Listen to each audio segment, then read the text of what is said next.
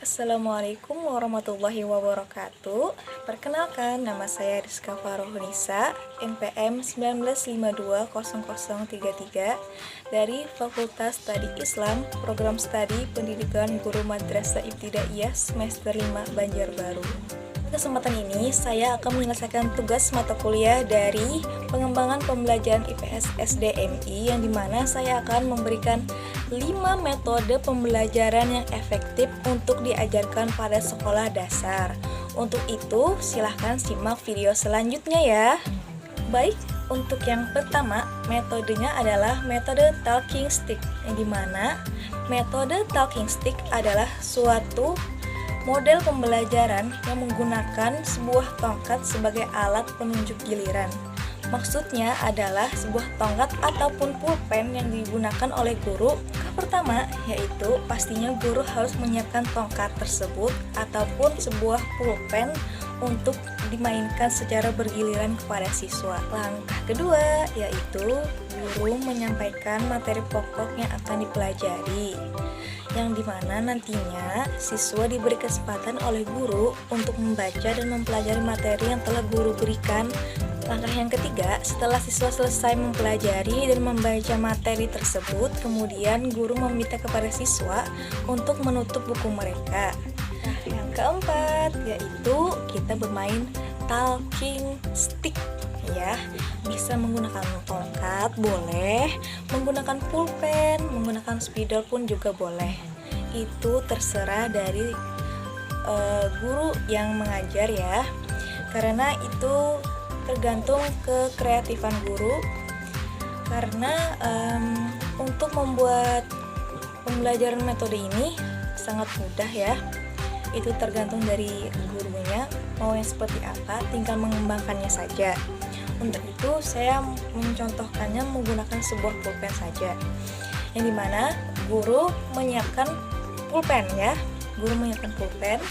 kemudian memberikan kepada siswa yang dituju, dan nantinya akan diiringi dengan sebuah lagu, yaitu contohnya menggunakan sebuah balonku ada 5. Jadi dari siswa yang pertama, guru memberikan siswa tersebut, seluruh siswa bernyanyi bersama-sama.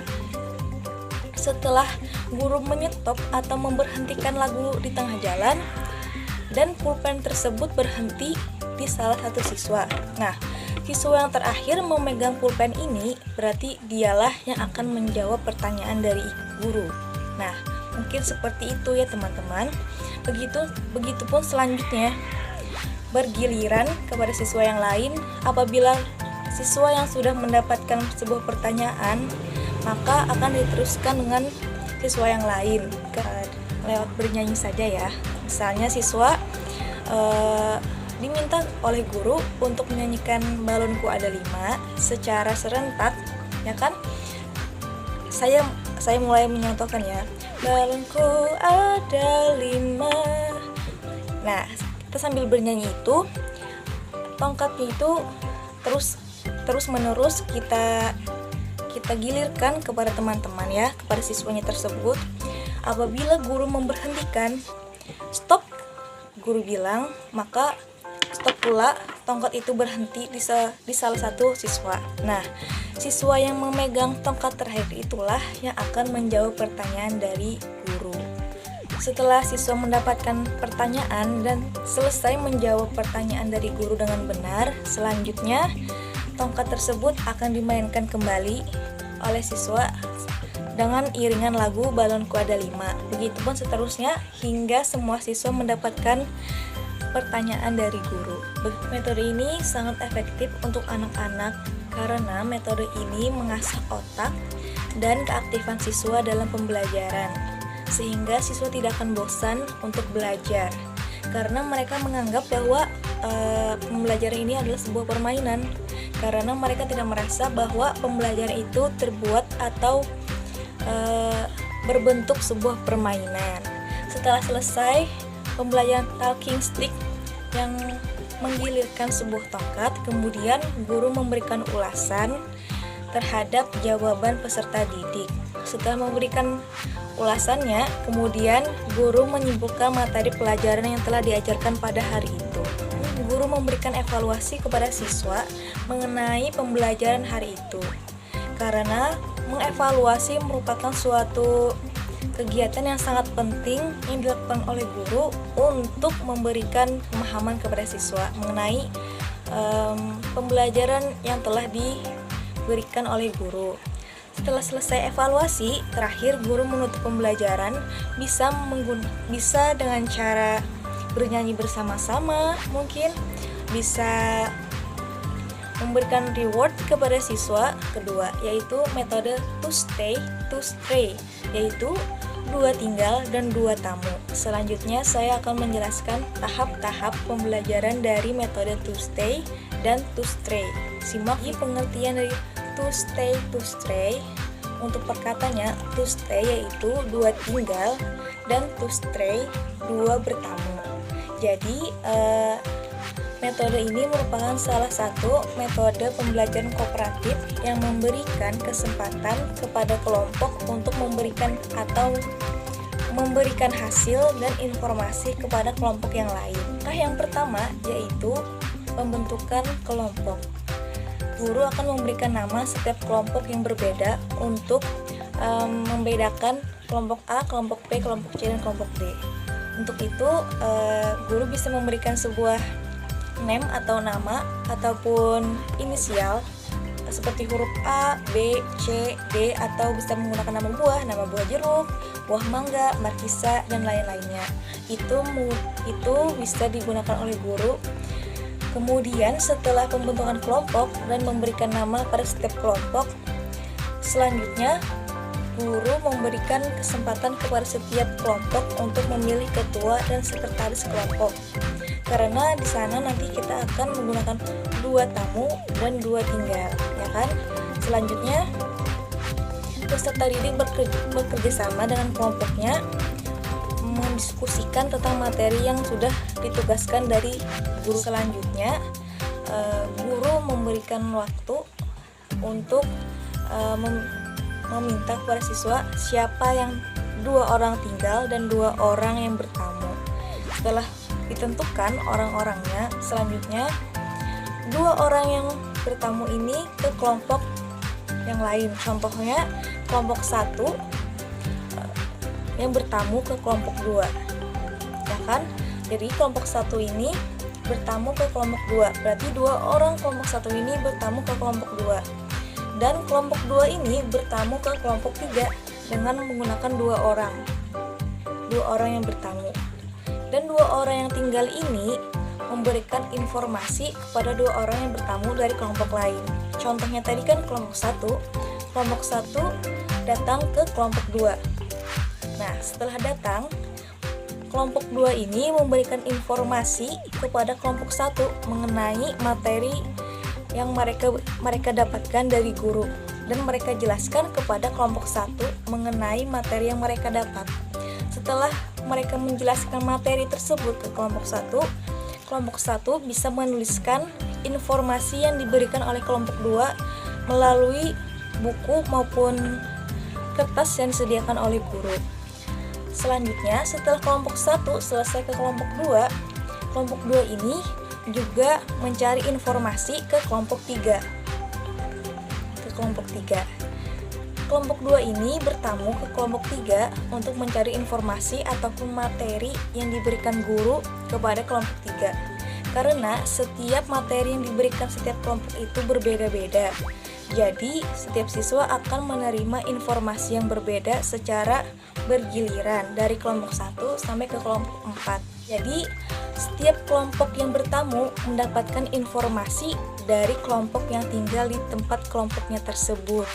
Setelah selesai mendapatkan informasi secara keseluruhan dari setiap kelompok, kemudian kelompok yang bertamu ini kembali ke kelompoknya lagi untuk mendiskusikan atau memberikan informasi yang telah mereka dapatkan dari kelompok yang mereka temui.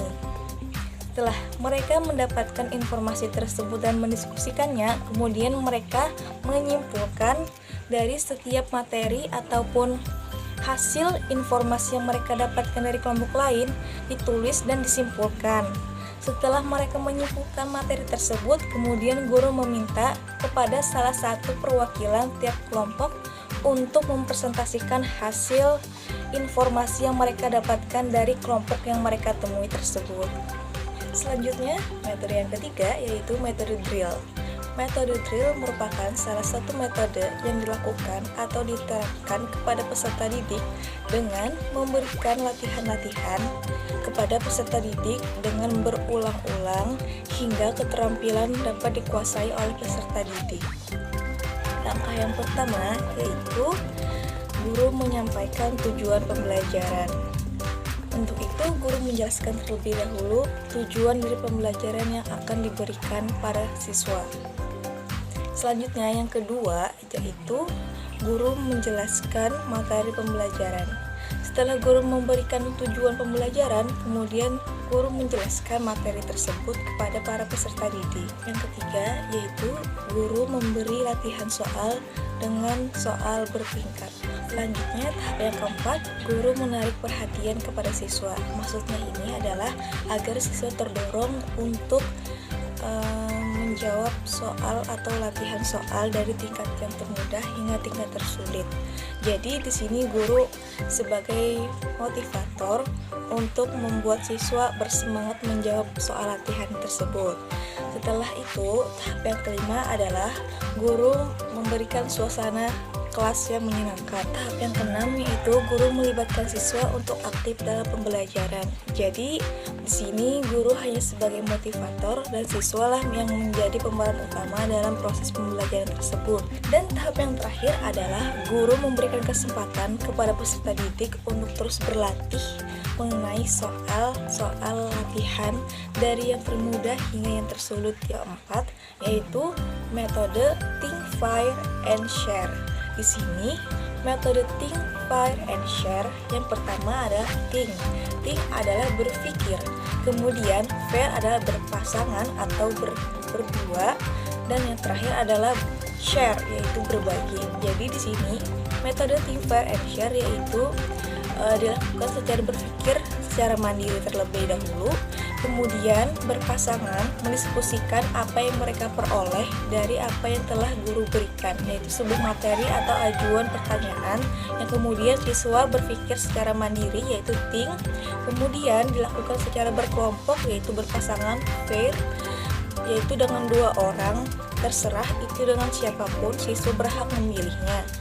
Setelah berpikir, kemudian berpasangan pair, yaitu setelah mereka berpasangan, kemudian mereka berdiskusi mengenai informasi ataupun pemikiran yang telah mereka dapatkan, kemudian dibagikan, yaitu share kepada teman sekelasnya. Itulah metode think, fire, and share. Yang terakhir adalah metode dari number head together. Artinya adalah number itu adalah nomor, head itu adalah kepala, and together itu bersama. Jadi number head together itu merupakan nomor kepala yang dilakukan secara berkelompok atau secara bersama-sama. Jadi di sini langkah-langkah yang pertama adalah penomoran. Jadi siswa ini dibentuk menjadi beberapa kelompok, kemudian setiap kelompok itu diberikan nomor kepala. Boleh menggunakan kertas atau menggunakan sebuah topi ya, yang kemudian diberikan penomoran. Itu diberikan oleh guru kepada siswa yang disesuaikan dari kelompok 1 hingga kelompok yang ditentukan. Setelah penomoran, kemudian guru mengajukan pertanyaan kepada siswa. Jadi guru memberikan pertanyaan kepada tiap kelompok dengan pertanyaan yang berbeda-beda. Setelah memberikan pertanyaan dari guru, selanjutnya tahap yang ketiga adalah berpikir bersama, di mana tiap kelompok memikirkan jawaban dari pertanyaan yang guru berikan tersebut. Setelah mereka berpikir secara bersama-sama, selanjutnya mereka menjawab pertanyaan tersebut. Untuk tiap kelompok diberikan waktu 5 menit untuk menjawab pertanyaan mereka. Itu adalah waktu maksimal untuk menjawab. Setelah mereka menjawab pertanyaan dari guru, selanjutnya penilaian, di mana guru memberikan penilaian kepada peserta didik setiap kelompok. Dan tahap yang terakhir yaitu evaluasi dari guru.